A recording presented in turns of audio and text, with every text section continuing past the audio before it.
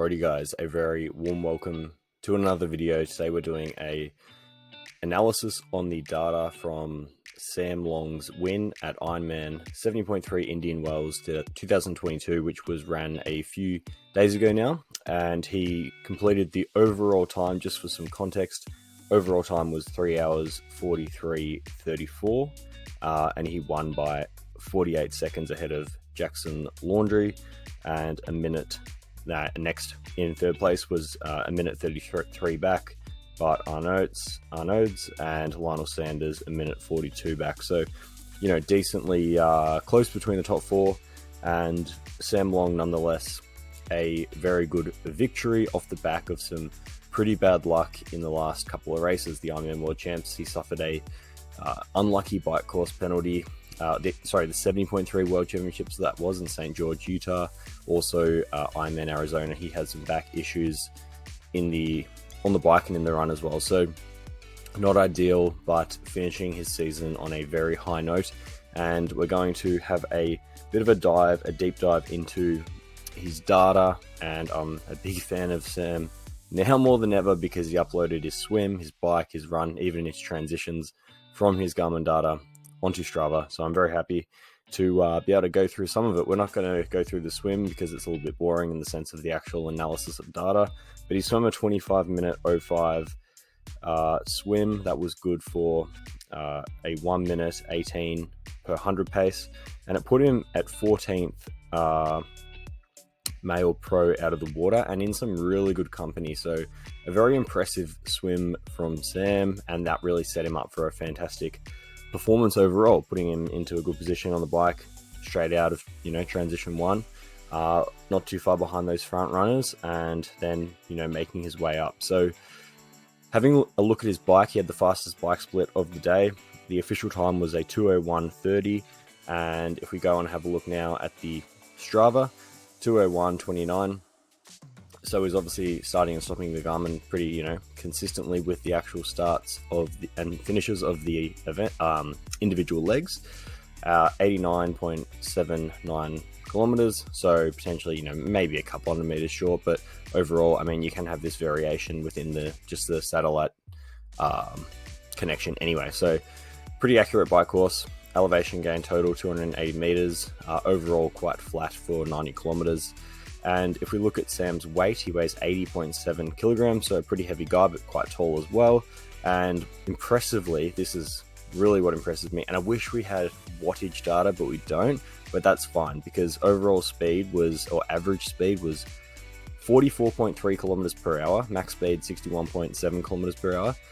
But his heart rate, his max was only 168 beats per minute, and his average was 146 beats per minute. Now, I'm not exactly sure if this is quite, consistent for Sam, but it seems like this wasn't a absolute threshold, monster all-in effort. And we saw that with his great run of a 1:13 off the bike. But nonetheless, to sit at 146 beats per minute and an average 44.3 kilometers an hour, I'd love to see what watts this was equating to. But he is only in his mid-20s, so his max heart rate theoretically should be in the high 190s or mid 190s, or even just low 190s. So, obviously this is genetic variation. Some athletes just have a lower average heart rate than others, and it doesn't mean that they're fitter or anything like that. It's just like, we know Lionel, for example, has a very low heart rate relative to effort. But this is very impressive. 146 beats per minute for 44.3 kilometers an hour. Efficient, moving well.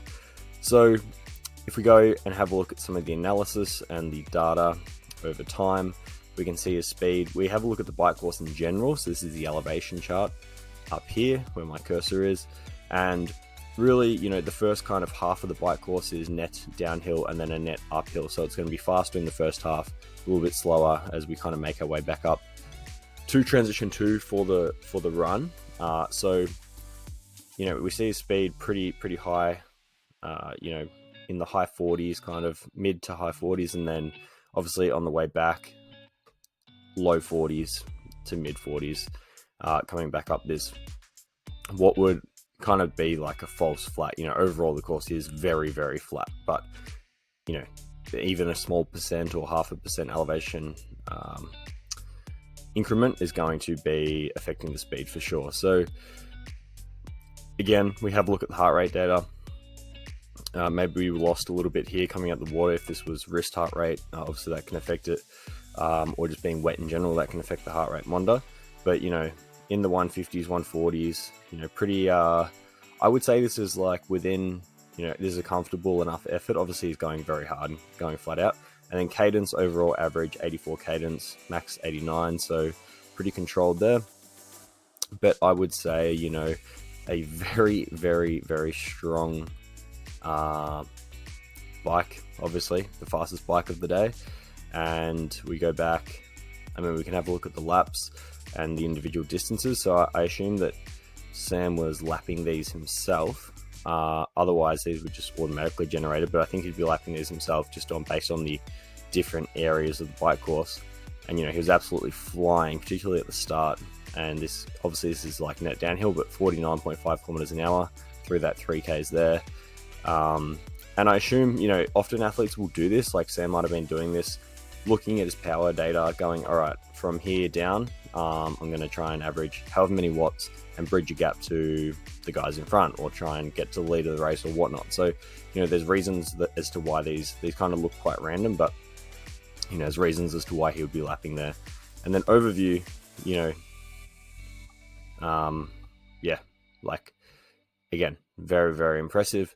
And I think, you know, a great bike course and the fastest bike.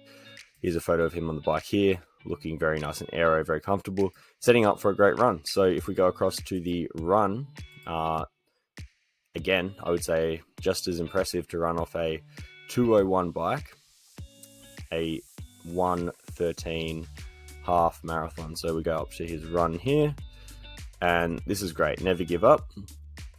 And I really like this. So overview, kept the belief in myself all year, an astounding 12 races this year, 4 wins and 7 podiums. And that's really incredible. You know, 7 overall podiums, 4 of those wins, 12 races in total. You know, pretty good wrap for your whole year, I guess. And so if we go, his official run time was a 1:13.24.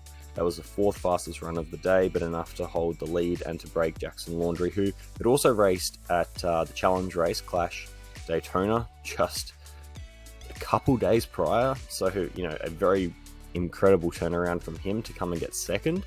So the body responded well. Jackson Laundry, great effort. But Sam, nonetheless, a great win. And we look at his lapse time for the run, pretty consistent. The official was 1:13.24, his 1:13.23. So again, maybe a little bit short on the run, but quite negligible, you know, not massively short. So 11 beers burnt. I'm sure that's the number that Sam would be really focused on after the race, and he well deserves it. 1,209 calories. Elevation gain total on the run was 138 meters, and you know, 16% average temperature. But I don't know exactly how accurate this was. I think it would be pretty accurate, to be honest, because it was quite cold, particularly in the morning. So overall, I don't think the day was super hot at all. We go to the analysis, and we see the run generally quite general, like overall, you know, not crazy hilly, but like running on the golf course, those pinching little climbs up and down, and yeah, it was quite undulating, I guess, overall. You know, no massive climbs or anything like that in the run, but definitely not a flat run by any stretch. So we can have a look at his pace chart, which is the blue line here. You know, his overall pace, his heart rate, again, average 163, so a bit higher than on the bike. Of course, that's expected. And, you know, finishing the race up at the high 160s. Cadence, pretty consistent, obviously up and down, so it's going to vary a lot on a course like this. And then estimated power, I don't think we can read too much into this for estimated power in regards to the actual, you know, Strava analysis of that, but that's all good.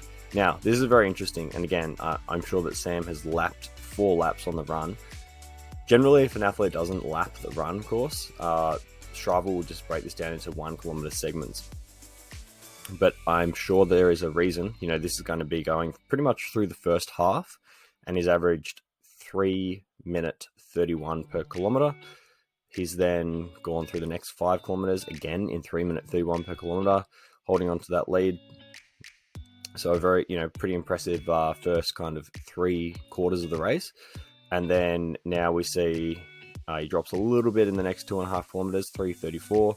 And then this is coming up with a bit of a net uphill, and that climb kind of back up before you come around to the finish in those last 2.85 kilometers, 3:40 per kilometer. So, overall, yeah, it wasn't an even split, but it was very close to an even split run. And I guess the impressive thing is that he was able to produce this overall runtime after riding a 201 bike.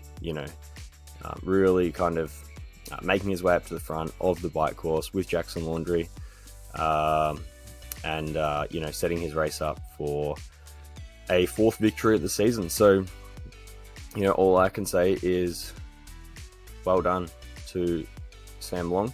And actually, here we have the individual one, is what I was actually looking for in the first place. So the individual splits. So, this is really kind of cool how you can go through and see the individual splits. So he went out, a bit under 3:30, and he's gone a 3-minute 30, 3:35, 3:29, 3:25, all the way kind of pretty consistent up to 10K. Some 3:30, some a little over, some a little under. And then there's a few 3:40s here, or one 3:40.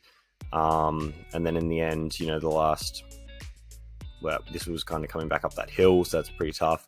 12 meters of elevation gain, 3:42, and then a 3:30 to finish. So didn't really let up at all to the finish line, which is good to see, and holding on for that 40-odd second victory. So, and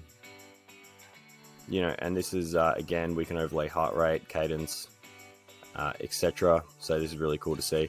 I will link, if you guys are interested, Sam's Strava for anyone who wants to go and have their own look, because I think it is great when professional athletes do upload this Strava data, because it does give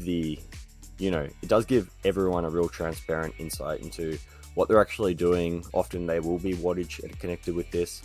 Sam Laidlow from Kona in his 2nd place almost took out the victory, which was a surprise to everyone, but still could have been in crazy 2nd place. He uploaded all his data, averaging over 300 watts on the bike, etc. I did a video on that, so go back and check it out from a couple months ago if you're interested. But Sam Long, overall, really, really impressive performance. And I think that, this guy has a lot of guts, a lot of grit, and this is the true embodiment of a champion, someone who gets knocked down on multiple occasions but still comes back with a fire in the belly and doesn't give up and gets the job done. So well done, Sam Long. 1st place at Ironman 70.3 Indian Wells 2022. Great performance overall, and some very incredible data to go and have a look through. And I'll link that for anyone interested. So thank you guys for watching the video. Take care, and I will see everyone in the next one.